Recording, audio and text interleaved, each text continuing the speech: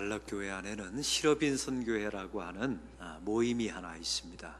전문직을 가지고 있는 성도들이 모여서 필리핀 선교를 감당하고 교회를 섬기는 귀한 사역을 감당하고 있죠. 이분들이 한 달에 한 번씩 모이면 자기 기업을 오너로서, 사장으로서 소개하는 시간들이 있습니다. 자기 기업을 어떤 철학을 가지고 끌어왔는지에 대한 소개하는 시간이었습니다. 한 집사님이, 우리 부산에서 가장 큰 토목건설 사장님이 이런 말씀을 하시는 겁니다. 자기 기업을 끌어갈 때 세 가지 철학이 있었답니다. 첫 번째는 중소기업의 자산은 직원이다라고 말씀하시더라고요. 직원이 있어야 중소기업은 이 치열한 경쟁 사회 속에서 살아남을 수가 있답니다. 두 번째 철학은 사장 혼자 먹으면 안 되고 나누어 먹어야 된다는 겁니다. 사장 혼자 잘 되고 부자가 되는 것이 목표가 아니라 직원 전체가 함께 잘 먹고 잘 살고 나누는 것, 이것이 자기의 철학이라는 것입니다. 근데 세 번째가 참 마음에 들었습니다. 세 번째는 자기가 철이 들고 보니까 기업을 이 정도나마 이끌게 된 것은 하나님의 은혜였다는 사실을 알겠더라는 것이죠. 그리고 자기 아내가 옆에서 버텨주고 기도해주지 않았더라면 오늘의 자신은 없었노라는 이야기를 해주셨습니다. 이런 교인이 너무 좋아요. 참 근사하고 훌륭하다는 생각이 듭니다. 왜냐하면 이런 말은, 이게 지금까지 지내온 것이 하나님의 은혜고 아내가 기도해 주었기 때문에 자기 자신이 여기까지 올 수 있었다고 말하는 사람은 이게 연륜이 쌓여야 이런 말을 할 수 있고요, 신앙이 깊어져야 이런 말씀을 할 수 있는 것입니다. 내가 했습니다, 나에게는 능력이 있습니다, 내가 열심히 일했기 때문에 여기까지 온 것입니다, 이렇게 말한다면 이건 하나님의 백성들의 고백이 아니지 않습니까? 뒤돌아보면 은혜가 아닌 것이 없습니다. 또 하나님의 은혜가 아니면 여기까지 올 수 없었다고 말하는 것이 신앙의 기초입니다. 오늘 성경에 보면 사도 바울이 자기의 일생을 이렇게 말합니다. 하나님의 은혜이다라고 표현하고 있죠. 내가 다른 사도들보다 열심히 수고했으나 내가 한 것이 아니요 하나님께서 한 것이며 하나님의 은혜로라라고 말씀하고 있습니다. 이렇게 자기의 인생을 하나님의 은혜라고 말할 줄 아는 사람은 그냥 말할 수 있는 게 아닙니다. 그냥 저절로 내 인생은 하나님의 은총입니다, 여기까지 온 것은 하나님의 은혜입니다, 이렇게 저절로 말해지는 게 아닙니다. 다음과 같은 절차와 과정을 거쳐야만 이런 고백이 나올 수 있습니다. 첫째는요, 제일 먼저 자기 자신이 하나님의 은혜를 받기 전에, 또 구원받기 전에, 또 하나님의 선택을 받기 전에 어떤 존재였음을 항상 기억하셔야 합니다. 오늘 성경의 사도 바울을 보십시오. 8절에 이렇게 말하고 있습니다. 맨 나중에 만삭되지 못하여 난자 같은 내게도 보이셨나니, 이 말씀에 중요한 단어가 나와 있지요. 맨 나중에라는 단어입니다. 부활하신 예수님께서 제자들과 수많은 사람들에게 부활하신 당신을 보여주신 순서가 있습니다. 제일 먼저는 게바에게 보이셨죠. 그리고 그 다음에 12제자에게 보이셨고, 그 다음에 500여 형제들에게 보이셨고, 그 다음에 야고보에게, 그 다음에 모든 사도들에게, 그리고 맨 꼴찌로 부활하신 예수님께서 누구에게 보이셨을까요? 바로 사도 바울에게 보이신 것입니다. 다른 모든 제자들, 500여 형제, 12명의 사도들, 제자들은요, 부활하신 예수님을 직접 만났습니다. 그런데 이 사도 바울은 부활하신 예수님을 만난 게 아닙니다. 승천하신 후에 영이신 예수님을 다메섹 도상에서 만난 것입니다. 그래서 사도 바울은 이렇게 말합니다. 하나님, 저는 꼴찌 인생입니다. 한번 따라해 봅시다. 저는 꼴찌 인생입니다. 저는 꼴찌 인생입니다. 여러분, 이 고백을 하지 않으면 자기의 인생을 은혜의 인생이라고 고백할 수 없다는 것입니다. 여러분, 항상 이걸 잊지 마십시오. 또 사도 바울은 말합니다. 만삭되지 못하였던 난자 같은 내게도 라고 말하고 있습니다. 이 만삭되지 못한 자라는 히브리어는요, 이런 뜻입니다. 혐오스러운 가지, 부러진 가지, 꺾여진 가지, 처진 가지, 열매 맺지 못하는 가지다라는 말입니다. 이 말을 현대어로 표현해 보면, 하나님, 저는 시원치 못하는 인생에 불과합니다. 한번 따라해 봅시다. 저는 시원치 못한 인생입니다. 이 고백이 없으면요, 자기의 인생을 은혜의 인생이라고 고백할 수 없습니다. 베드로와 야고보와 요한을 보십시오. 이 사람들 항상 선포할 때, 나는 부활하신 예수님을 직접 보았습니다. 내가 예수님과 함께 있었습니다. 부활하신 그 자리에 내가 목격자입니다. 제가 증인서입니다. 예수님의 공생에 제가 함께 했습니다. 예수님의 생애를 누구보다 잘 압니다. 이렇게 고백했던 사람들이었어요. 그런데 이 사도 바울은 할 수 있는 이야기가 없었습니다. 공생에 한 적도 없어요. 여러분, 공생의 기간 동안에 예수님을 이 사도 바울은 인정하지 않았거든요. 부활하신 예수님을 직접 만난 것도 아닙니다. 승천하신 후에 영이신 예수님을 만났을 뿐입니다. 또 사도 바울은 말합니다. 사도 중에 가장 작은 자라고 9절에 말씀하고 있지요. 이 사도 바울의 인생은 교회를 핍박했던 자입니다. 누구보다도 잘 압니다.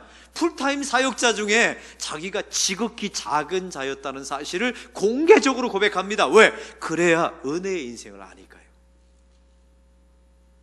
또 디모데전서 1장 15절에 보면 사도 바울이 죄인 중에 나는 괴수다라고 말하고 있지요.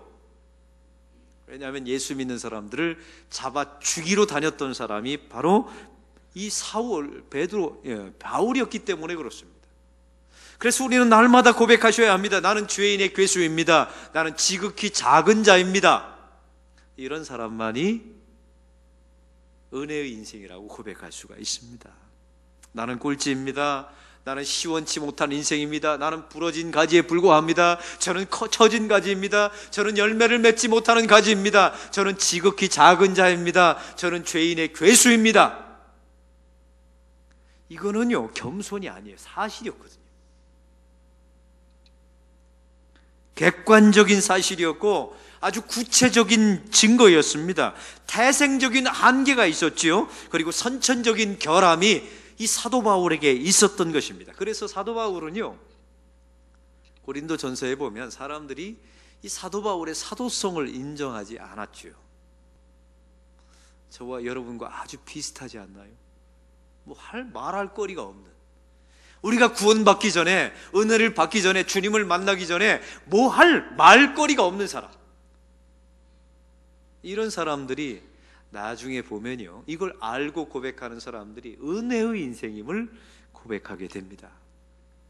이런 바울에게 주님께서 찾아가시죠. 다메섹에서 만나 주십니다. 그리고 사울을 바울로 바꿔 주십니다. 그리고 사울을 그 자리에서 회심시키고 거듭나게 만들어 주십니다. 이 사울이 구도자의 길을 걸어갈 때 예수님을 만난 게 아닙니다. 예수 믿는 사람들을 핍박하러 가는 그 자리에서 주님께서 찾아오셨죠. 일방적인 은혜, 거부할 수 없는 은혜를 하나님께서 이 사울에게 베풀어 주신 것입니다. 그리고 거듭나고 회심시켜 주셨습니다.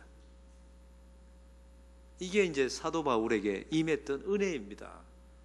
예수님을 만났던 이 사울이 바울이 되어서 바로 사도행전의 역사, 1차 전도회죠, 여행, 2차 전도 여행을 한 게 아니에요.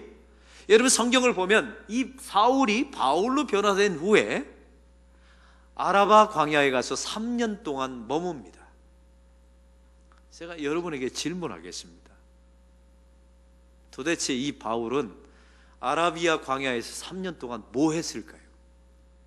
그 기간을 마친 후에 그는 사도행전에 나와 있는 1차 전도 여행을 떠나지 않습니까? 그러면 그 3년 동안 이 사울은 바울이 되어서 광야에서 도대체 무엇을 했을까요? 이 광야라는 곳은 아무것도 보이지 않는, 자기 힘으로 살 수 없는 곳이지 않습니까? 그 곳에서 보이지 않는 하나님을 추구하면서 살았습니다. 성경에 보면 이 아라비아 광야에서 이 바울이 경험했던 것 딱 한 가지만 얘기해요. 삼층천 경험을 했다고 말하죠. 그러니까 여러분, 그 아라비아 광야에서 이 바울은 천국을 본 적이 있습니다. 그렇다고 해서 매일 본 게 아닙니다. 그렇다고 해서 매일 놀라운 영적인 기적과 체험을 한 게 아니에요. 여러분, 그 3년 동안 이 바울은 무엇을 했을까요?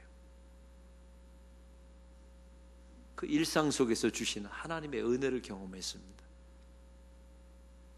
그 일상 속에서 주시는 하나님의 말씀을 묵상했겠죠. 그 일상 속에서 함께 했던 그 주님의 임재를 경험했습니다. 성도에게 가장 중요한 은혜가 무엇인 줄 아십니까? 일상의 은혜입니다. 당연한 것처럼 여겼던 이 땅의 모든 것이 나에게 은혜로 다가오는 순간 여러분, 최고의 축복을 받으시는 겁니다. 이스라엘 백성들을 보십시오. 광야 생활할 때 하나님께서 그 광야 생활 가운데 매일마다 만나를 내려주셨습니다. 무슨 뜻입니까? 이것이 무엇이냐라는 뜻이잖아요. 만나라는 이름이. 처음에는 좋았겠지요. 여러분, 처음에는 하나님의 은혜임을 알았겠지요. 그런데 나중에 이 백성들이 뭐라고 말합니까? 우리는 애굽에서 먹었던 파도 못 먹고 마늘도 못 먹고 부추도 못 먹고 하나님을 원망하고 불평합니다. 그래서 하나님께서 메추라기를 주십니다. 입에 고기가 가득 찰 정도로 메추라기를 하나님께서 먹이셨는데 그 백성들이 또 무엇을 하나요? 불평과 원망합니다.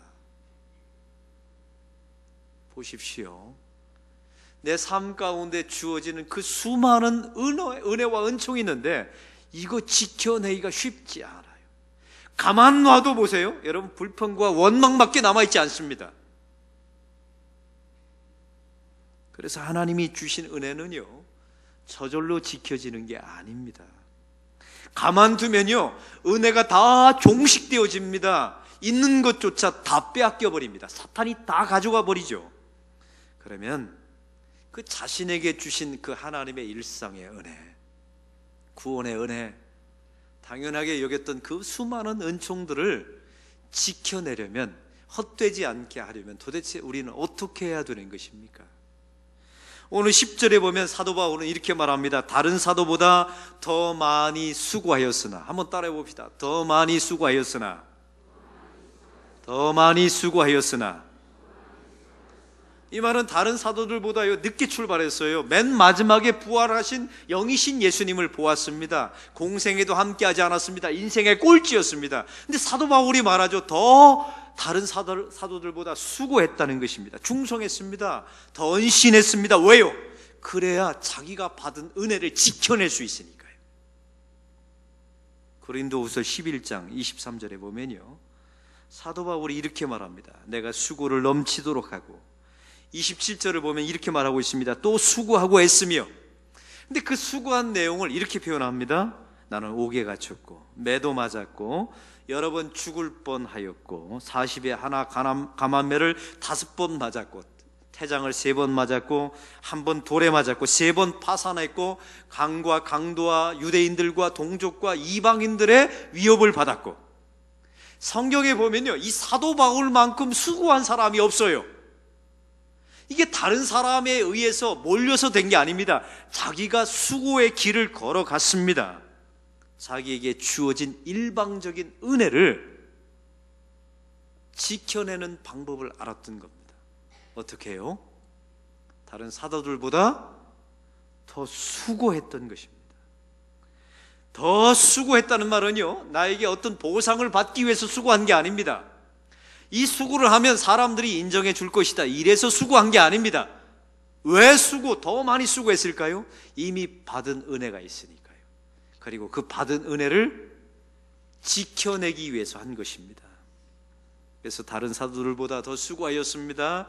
더 고생하였고 더 헌신하였고 더 충성하였습니다. 여러분, 어떻게 되었습니까? 사도 바울의 인생을 보면 12명의 제자들 전부가 쓴 성경책보다 사도 바울 혼자 쓴 성경책이 훨씬 많습니다. 성경에 보세요. 사도행전의 역사를 보면 초반에는 조금 베드로의 역사가 나와요. 베드로가 진행한 역사가 나오죠. 그러나 나중에 후반부 전체를 보세요. 다 누구의 역사입니까? 누구의 역사예요? 바울의 역사입니다. 사도 바울의 역사. 제가 성경에 말씀하죠. 부활하신 예수님이 첫 번째 누구에게 보이셨다고요? 게바에게, 베드로에게 보였다고 말씀하고 있잖아요. 근데 사도행전의 역사를 보십시오. 다 누가 써갑니까? 사도 바울이 써갑니다. 왜요? 자기가 받은 그 은혜, 다메섹에서 만나주신 그 하나님의 은혜, 아라비아 광야에서 일상 가운데 만나주셨던 그 하나님의 은혜를 지켜내기 위하여 다른 사도들보다 더 수고하였답니다. 그래서 이런 결과가 찾아오게 된 거예요. 가만히 있어 보세요. 있는 은혜도 다 팔아먹습니다. 가만히 있어 보세요. 있는 은사도 다 사라져 버립니다. 그런데 여러분 안에 내가 받은 은혜를 지켜내기 위하여 한번 다른 제자들보다, 다른 목사들보다, 다른 장로님보다, 다른 성도들보다 더 수고해 보십시오. 그럼 두 가지 현상이 나타나요. 우리 교인들 가운데 보면요, 더 수고하면요, 일단 첫 번째 나타나는 정세들은 박살나는 경우가 있어요. 왜냐하면 이게 안 하던 헌신을 하니까 자기 성깔도 드러나요. 다른 사람들과 함께 해야 돼요. 무너져요. 깎여요. 자존심 상해요. 그래서 완벽하게 무너지는 경험을 하는 경우가 있습니다. 우리 교회 많아요. 2015년도에도 열심히 수고했는데 나중에 막 절망하고, 목사님 못하겠습니다. 힘듭니다. 열심히 했는데 왜 상처받는지 모르겠습니다. 당연해요. 안 하던 수고를 하니까. 그런 과정을 거쳐야 됩니다. 왜냐하면 이게 수고한 결과입니다. 또 한 가지요. 여러분, 다른 제자들보다 훨씬 수고하면 두 번째 나타나는 게 있어요. 그 일을 감당하려면 은혜가 필요하거든요. 그래서 하나님이 은혜를 부어주십니다. 그걸 감당할 만한 은혜를 하나님께서 폭포수처럼 하나님께서 부어주십니다. 이거 수고해 보신 분들은 이게 무슨 말인지 다 알아들을 거예요. 수고 안 한 분들은 해봐야 알죠. 이걸. 지난주에 저는 에베레스트라고 하는 영화를 보았습니다.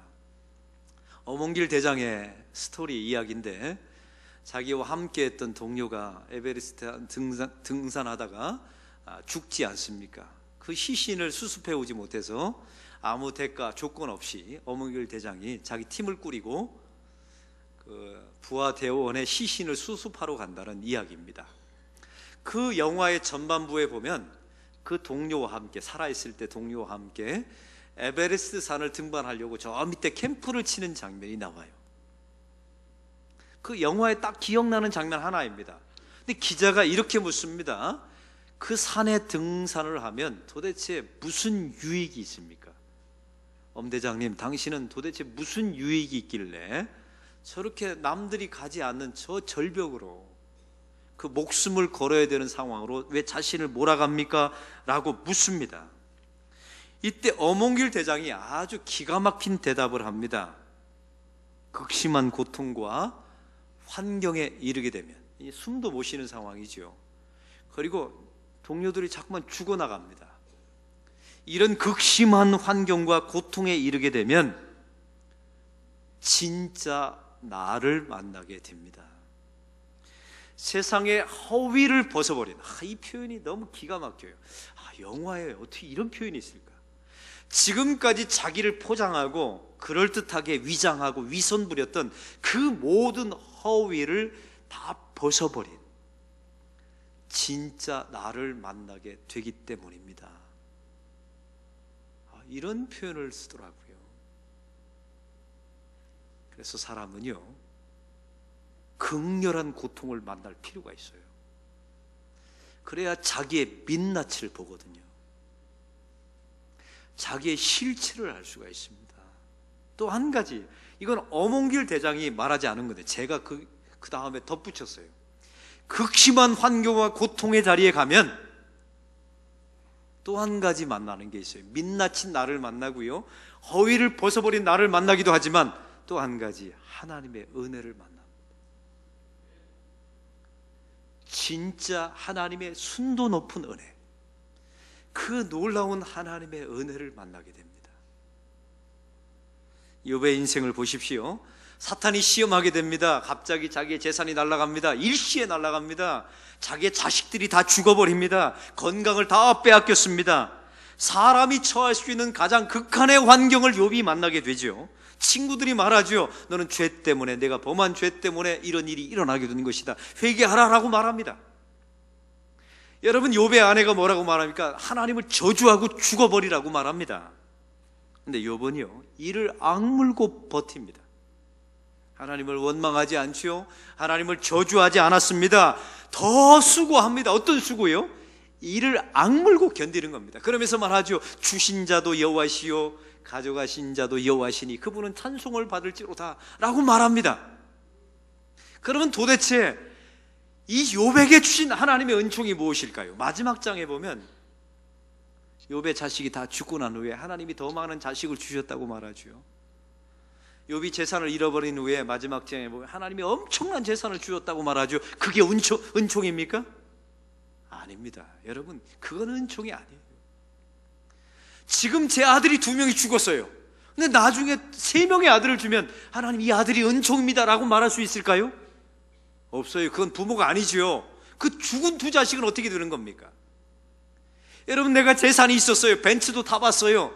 근데 나중에 더 큰 벤츠를 주면 은총일까요? 이미 타봤는데요. 그건 은총이 아니에요. 이 욥에게 주신 은총이 무엇입니까? 자기 인생의 한계를 알게 된 것입니다. 욥기의 전체 주제는 이 고통을 견디면 더 많은 자식을 준다, 더 많은 재산을 준다, 그게 아닙니다. 이 욥기의 전체 주제는 너의 인생의 한계를 알라는 것입니다. 그리고 창조주 되신 하나님을 신뢰하라는 것입니다.